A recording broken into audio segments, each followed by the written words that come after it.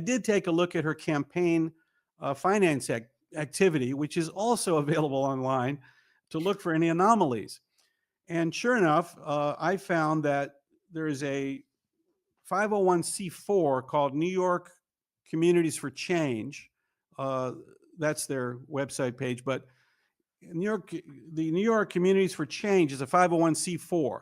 Now, let me tell you the difference first between a 501c4 and 501c3.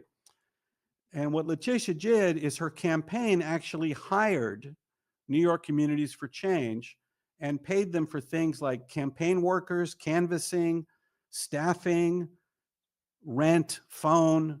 She hired this nonprofit to do campaign activities.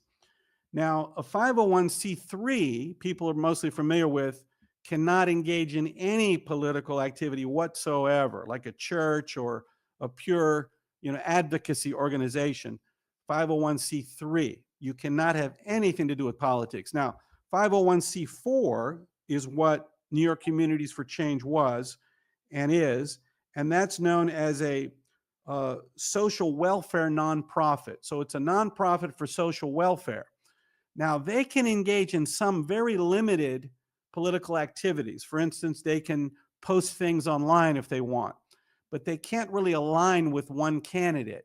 They can't coordinate with one candidate or one political campaign.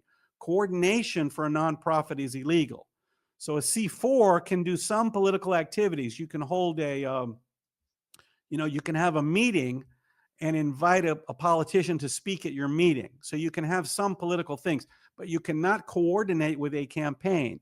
So Letitia clearly hired this company, this nonprofit, for canvassing, campaign workers, staffing, phone, rent, staff.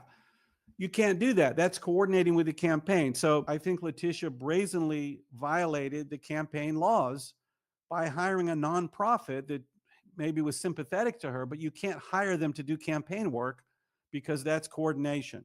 So that's another area that I think the authorities should look at. She did it in 2013. She never did it again. Maybe she was told, you can't do that. But campaigns in the United States steer clear of 501c3s and C4s because it would be coordination.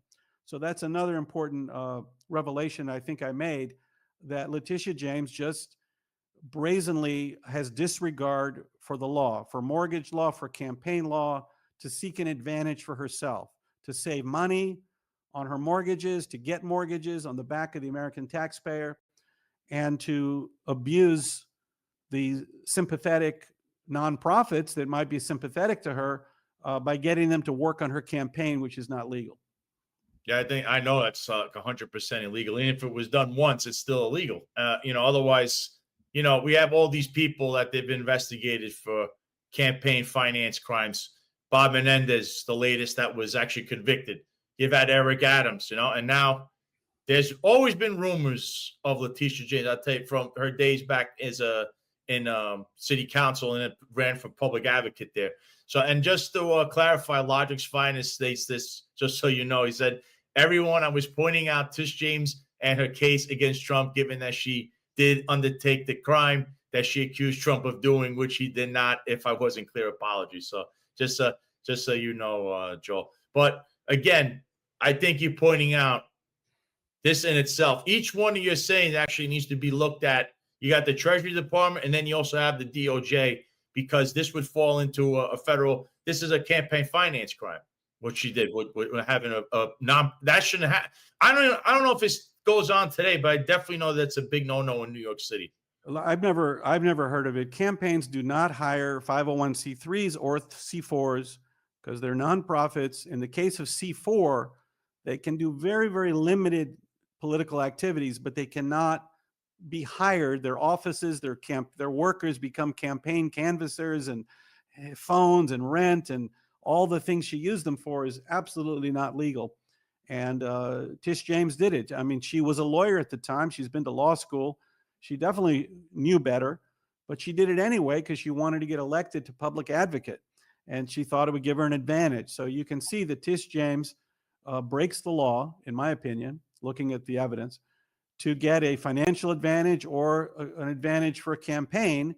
And then, of course, the hypocrisy is just incredible, how she prosecuted Trump for something that wasn't even a crime, making up mortgage fraud where it didn't exist. Yeah. And I was going to add something to all of this because you've unraveled, you've laid out a blueprint here of white collar fraud, you and Sam Mantar. But during this period, I don't know if you noticed, she used to go to this place, and it was a Democrat hangout. It was in the Bronx, and people who watch this show know it. Was called Consa Frito, and it was owned by the police commissioner at the time, the NYPD's brother, Richard Caban. And there she is pictured with this guy they say is the manager. His name is Jimmy Rodriguez. He's a self-admitted criminal and a mob associate, okay, of the Lucchese crime family. He's owned numerous other establishments. Jimmy's Cafe comes to mind. It was known to be, there's everything you could think of that shouldn't be happening is happening there. He's been in and out of trouble, but he is connected to the Clintons. Hillary Clinton, when she ran for the Senate in New York State, announced it in front of his laundromat, and his partner there ended up getting indicted like a couple of days later for some other felonious crime. And of course, Tish James is also associated with her. Now, not to make it a guilt by association thing, but Consa Frito plays here because this was a place that every bigwig in the police department and New York Democratic Party shows up there. You've had people like Tish James being the head person, Darcel Clark, the Bronx district attorney. She had numerous fundraisers there. Corrine Reyes, an assemblywoman, fundraisers there. And you know what it is, Joel? Every time there's a fundraiser and it's something about money, she's there. Tish James shows up, but she's associated with this gentleman. But here's the kicker. So this place that's owned by the police commissioner's brother, and he's the manager of this place, Jimmy Rodriguez, there's all these allegations coming out of there. So we come to find out that in 2021, there was an incident there. And this incident that occurred leads up to some report, and I posted it when I had the documents of a report that was given to the human trafficking unit from a cop, from someone in the precinct, reported to the human trafficking unit of an incident that occurred there. Now, when you start hearing that, right, and nothing happens other than this was reported and we don't know about any investigation, there's also reports of they didn't have their own problems with the certificate. There it is right there. That's their actual report that was given because these records were given from the state liquor authority. They had a liquor license. They shouldn't even have a liquor license.